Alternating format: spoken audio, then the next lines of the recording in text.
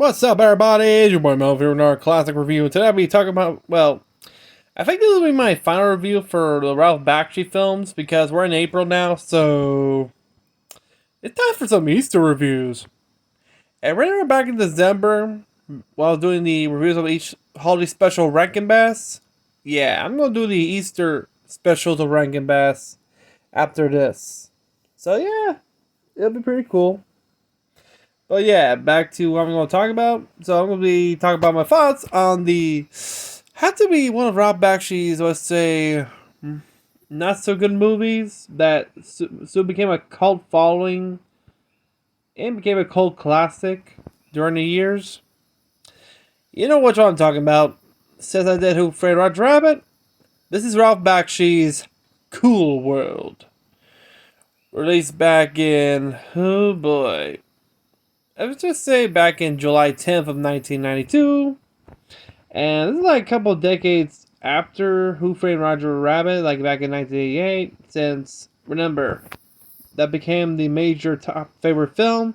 So why not actually do one, this time more adult oriented. This is 1992. We're way past Fritz the Cat, heavy traffic, coon skin. Oh boy, the 90s, well, they didn't treat Bakshi well. Well, you might know why. And before we begin, did you subscribe? Did you hit the bell? If so, the number one rule you should never do, and I guess you guys might try to think about it and might break it and end up being stupid, is, well, fucking a cartoon character. But in reality, this character will turn human if it has sex with a Noid, aka us. Real living beings. Which is the most confusing thing you ever heard, but hey. If that woke you up, no? Well, looks like someone give me a coconut will wake you up, like now. Okay. So yeah, Cool World was released in 1992. It was a a live-action animated black comedy fantasy film directed by Ralph Bakshi, written by Michael Grace and Mark Victor, starring Kim Basinger, Gabriel Barn, and Brad Pitt. It tells the story of a cartoonist who finds himself in an anime world he thinks he created, but it has existed long before. In this world, he is seduced by one of the characters, a femme fatale who wants to become human. Sound like Pinocchio, but 3X's. I'm not talking about the relationship type. You know what I'm talking about. So yeah, this is following the success of Who Framed Roger Rabbit back in 1988, and his own professional resurgence in the television in the late 80s. Bakshi conceived the film as a live-action animated horror film. He brought the idea to Paramount Pictures and became attached to direct. It was the first feature film in nearly a decade. The film was intended as his comeback. However, interference from producer Frank Mancuso Jr. led to an extensive rewrite from Michael Grace and Mark Victor and uncredited Larry Gross. As a result, relations between Bakshi and Mancuso and the studio deteriorated, and the film had highly tumultuous production and a lot of tensions and disagreements. By the time the film was released, the film was critical and commercial failure. Critics panned the film for its story, acting, animation, effects, combining animation and live-action footage. However, the soundtrack and visual received praise. The film was also a box office bomb, grossing only $14 million against a budget of $28 million. Despite several lists of the world's worst films ever made, Cool World developed a cult following and has been described as a cult classic. Wow. Jesus fuck. This is the lesson when you're making a movie, do not let anybody intervene because those will screw it up big time. As for the development, let's hear it, shall we? Following the career's resurgence of with Mighty Mouse, The New Adventures in the late 1980s, in 1990, Bakshi concepted a new film project involving a cartoonist who created a comic book while in prison that makes him an underground star. The cartoonist would go on to have sexual intercourse with a feminine fatale doodle named Debbie Dallas, a play on the title of a porno film, Debbie Does Dallas, and father of a hybrid child with her, half cartoon, half human. Okay, that sounds like Son of the Mask to me. I'm not joking. That sounds like the same plot. You got cartoons who puts the mask on a Halloween party, comes back home, fucks his wife with the mask still on, and has a hybrid. Instead of the child being half cartoon, it's half cartoon and half god. Ooh, damn. But back to this. Of course, the child, growing up resenting its father for abandoning it, will grow up and go on to make a pilgrimage to the real world to try to hunt down his father and kill him. Ralph pitched the idea as a live-action animated horror film to Paramount Pictures, where he has served as the final head of the studio's animation division some years earlier. Bakshi stayed at Paramount Pictures, but the idea in 10 seconds, in addition to Bakshi himself writing his own screenplay, going off of his own concept, Michael Grace and Mark Victor, along with uncredited Larry Gross, wrote several drafts of the screenplay based on Bakshi's original concept. Grace has accused Bakshi of lying about his contribution, noting that he and Victor won repeated arbitrations regarding their credits. Producer Frank Mancuso Jr., son of Paramount president Frank Mancuso Sr., became attached as producer, leading Paramount to greenlight the film in November of 1990. Well, you know where this is going. Son cries, you know what's going. He's gonna cry for daddy. Oh boy. A long-running rumor attached to the film is that when Bakshi discovered that his original concept had been rewritten behind his back without his knowledge or permission, he got into a physical altercation with Frank Mancuso Jr. that involved him punching the producer in the mouth. Way to go, Bakshi. I wouldn't say someone trying to rewrite my script behind my back, especially who was supposed to be an entitled. How old was this Mancuso Jr. at the time? I want to know about that. I'm guessing like 30s? I don't know. If it's some entitled asshole dickhead, he deserved it. However, in 2022, phone interview with Kevin E. G. Perry of The Independent, Bakshi put that rumor to rest, saying, "I never punched Frank Mancuso Jr. That was just a rumor. I yelled at him a couple of times, but that wasn't his fault. I like Frank. I never punched him. Can you set that straight?"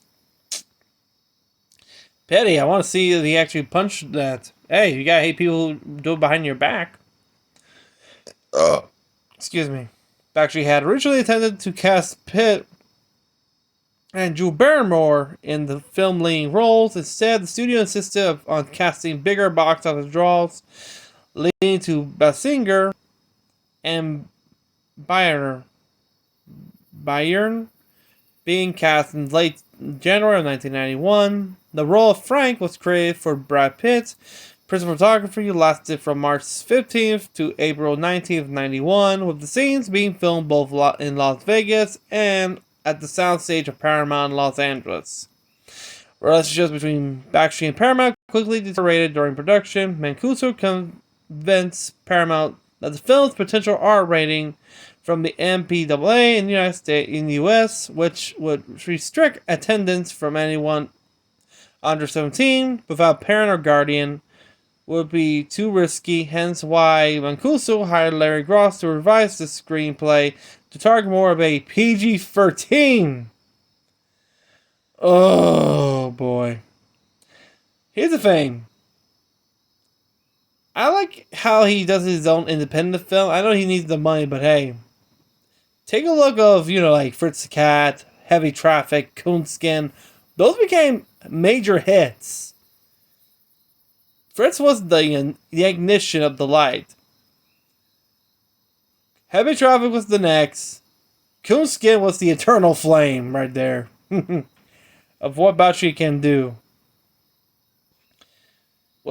Okay, if they had interfered with Cool World, it would be a pretty good movie. It was a Christian horror film. That would be pretty interesting. It'd like be the Roger Rabbit horror film version, which would be pretty interesting. But continuing. Oh boy, PG, really? And presented on the first day of production.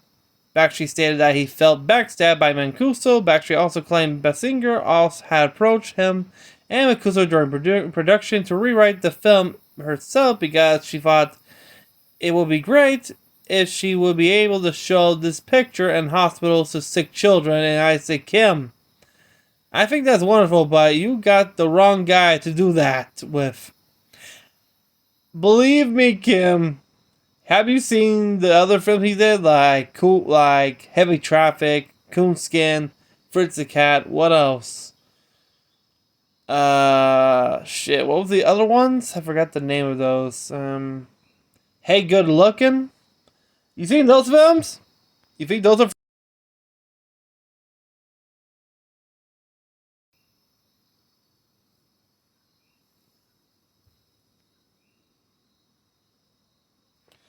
Sorry about that. As I was saying, let me explain the whole thing one more time. You really think this is for kids? Have you seen this sketch of Hollywood? She'll look like another cartoon porno, like you see from Once Upon a Girl. Which, oh boy, if you think I might review that, take that with a grain of salt. I knew YouTubers who are brave enough to do that, and would I? I could, but there's a difference. I go uncensored, full speed ahead. One, because YouTube demonetized my channel, which kind of pisses me off. You know how many reviews I have to do? And still not monetize my channel? I'm still at war with YouTube. Ho. And I ain't no losing this damn battle. But continuing.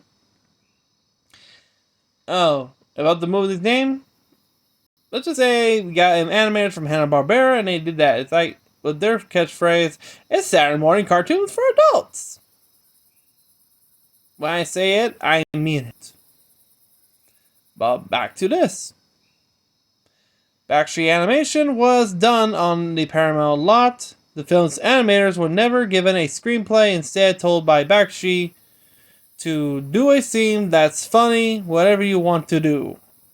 The visual design of the live-action footage was intended to look like a living walkthrough painting, a visual concept Bakshi had long wanted to achieve. The film's sets were based upon enlargement of designer Barry Jackson's paintings. The animation was strongly influenced by Fleischer Studios, whose cartoons were released by Paramount. Which, yeah, we know what happened to them. Which were released back in from the 30s to the 40s, and Terrytoons, where Bakshi once worked, and whose Mighty Mouse character was also adapted into the series by Bakshi. The artwork by the character Jack Deebs was drawn by underground comics artist Spain Rodriguez. Wow. You got notable good people here. As for the soundtrack, the soundtrack album, Songs from the Cool World, featuring recordings by My Life with the Frill Kill Cult, Moby, Ministry, The Future Sound of London, and others, was released in 1992 by Warner Bros. Records. It includes the track Real Cool World by David Bowie, his first original solo material in roughly 3 years. The song was written exclusively for the film. The soundtrack received stronger reviews with critics than the film itself, which, no kidding. Including the 4-star rating from AllMusic, Mark Isman's original score for Cool World, featuring a mixture of jazz, orchestral piece, and electronic remix, and performed by the Munich Symphony Orchestra, was released on compact disc and Varese Sarabande, and in complete form in 2015 by Quartet. It also received positive reviews. That's the only thing they received positive. As for the promotion, which Paramount focused the film's promotion both on being Bakshi's comeback and the hypersexual imagery of Hollywood. It was considered by some experts as misaimed. Paramount's marketing president, Barry London, noted the film unfortunately did not seem to satisfy the younger audience it was aimed at. Wow, that's one way to hit puberty quick. See a caricature of a hot, busty blonde bimbo. Hey, the 80s had Jessica Rabbit, why not the 90s have Hollywood? What's the difference right there? Good writing, good character background. Well, Jessica's actually a combine between two famous actress, and singers from the 1940s, like Veronica Lake and Dinah Shore, I think? That's what... Well, I get... Yeah, she was mostly based on her look on Veronica Lake, but Dinah Shore? Trying to think. Back to this. Designer Milling Knight recalled that the premiere audience actually wanted a wilder, raunchier Cool World. Well, duh. It's supposed to be a Ralph Bakshi film. Have you seen his other films back in the 70s and the 80s? That's what they were waiting for, dipshits. Several different licensed video games based on the film were created by Ocean Software. The first game was developed by Twilight and released in 1992 for the Amiga, Atari ST, Commodore 64, and DOS. Two different games were released in 1993 with the Nintendo, the NES, and the Super NES.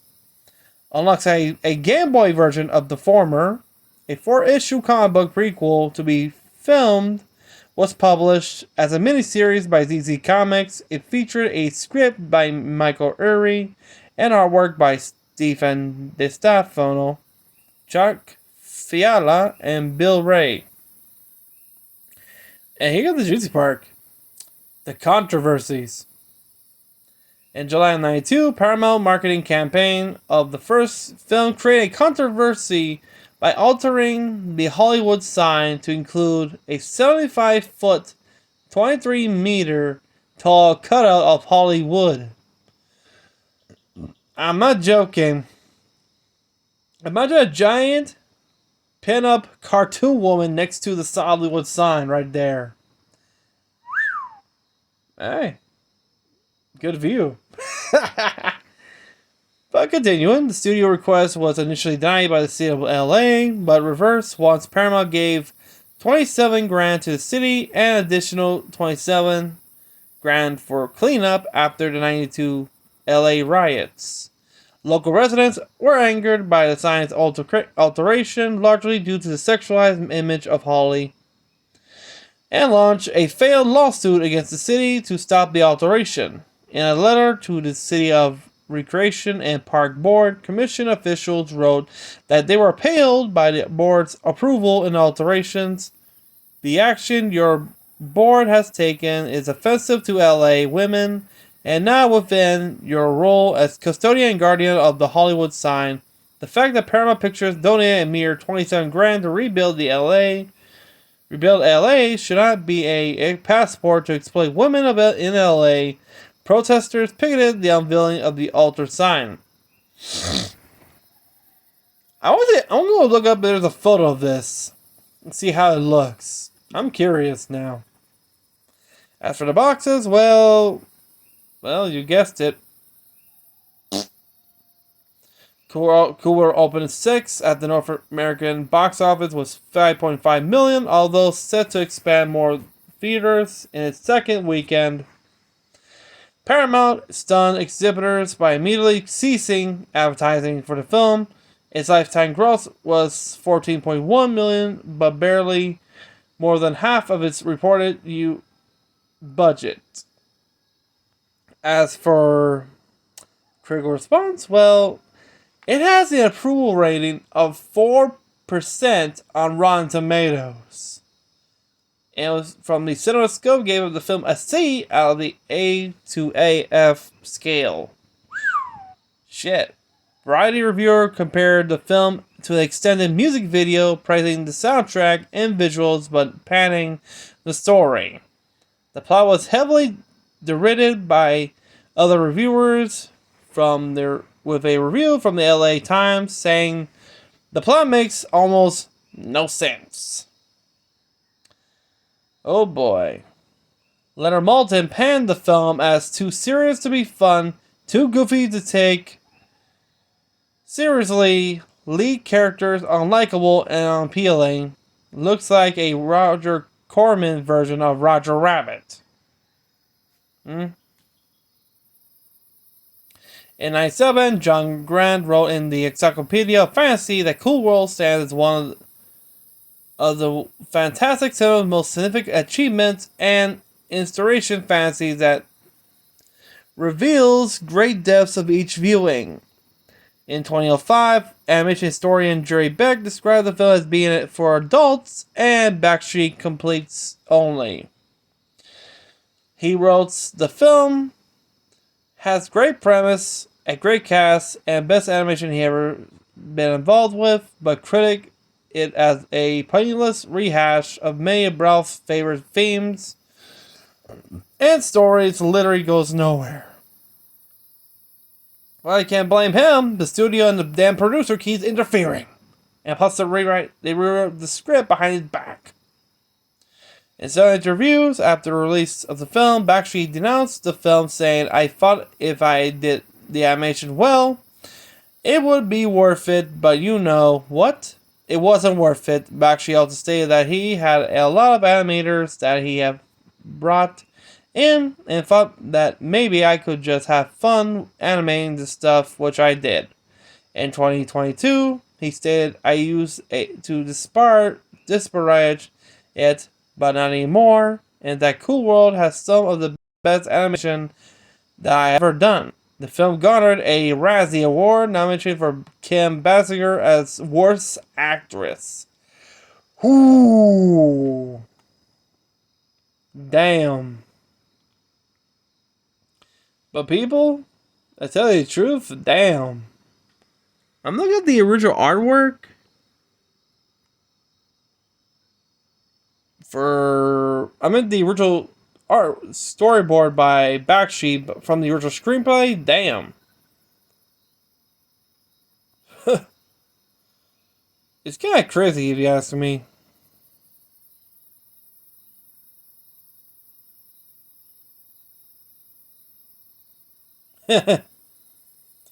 But yeah. Okay, tell me one thing, people. What makes a good movie? If you're like independent, you make your own film without the studio interfering, it's a problem. You got a lot of famous movies that usually go up and go down. Look at Cool World. That's an example when studios and the producer stab behind the creator's back and screw themselves over big time. That's how big? I meant to the pits of hell. You're just ruining a film that will become very famous and bring Bakshi's comeback. This guy made many great films, from blaxploitation to many other. Hey, he even did an animated version of Lord of the Rings. There was probably a second part, but somehow some studio didn't want a second part, so Rankin Bass did that job. Well, Rankin Bass did a good job, but let's just say it looks like more like another Rankin Bass film with music.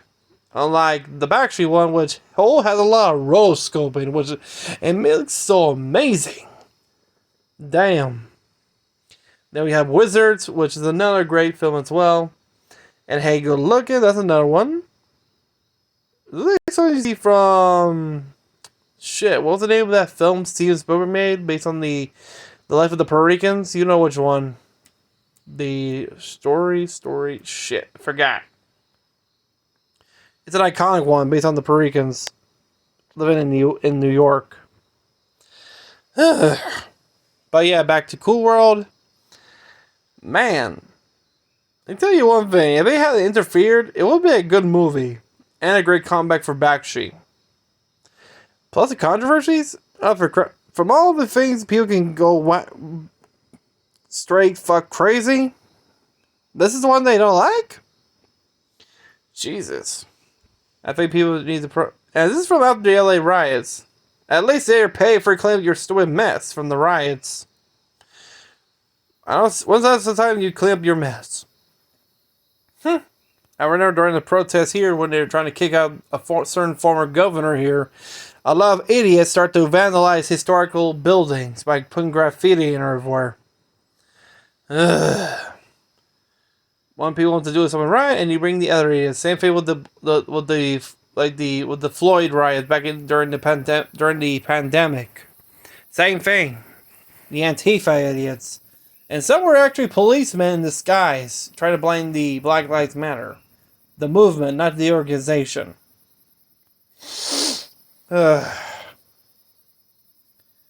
What is this world coming to? But hey, we live in a crazy world, you know what? Well, this film now is considered a cult classic, so yeah. If you have the luck to see this film, tell me in the comments down below. And what was your favorite character? Maybe you'll go say Hollywood or the other one, the brunette. What was the name of the brunette?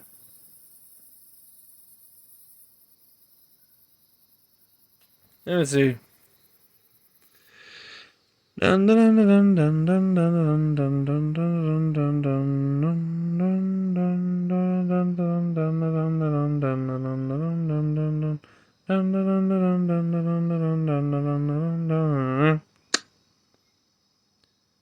Damn, I forgot her name. She was a brunette. She's like the other half of Holly.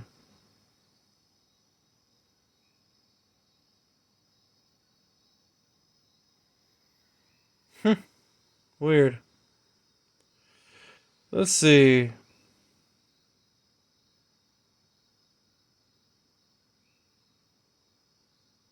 I think it's Lonette, I think. But yeah, comment down below who was your favorite character, because hey, you got a lot. You got the live action ones and the cartoon ones, but hey, I'm guessing you horny perverts are gonna put Hollywood. Who doesn't like a hot blonde bimbo? But yeah, I think this will be my final review for the Ralph Bakshi films. If you enjoyed it, give a like to this video. It'd be awesome. And if you're new to the channel, remember to like, subscribe, hit the bell. And until then, tomorrow we'll be starting our Easter special reviews. Start with the Rankin Bass specials. And you know what I'm talking about. A certain White Rabbit. But yeah, until then, have a great day, everybody. And remember to subscribe because we're aiming at our goal of 1 million subscribers, or at least 100K. Because by May of this year is our 11th anniversary of the channel. So let's do this. And until then, have a great day, everybody. Stay safe, stay cool. And don't go batshit crazy. We already had enough of that a couple years back.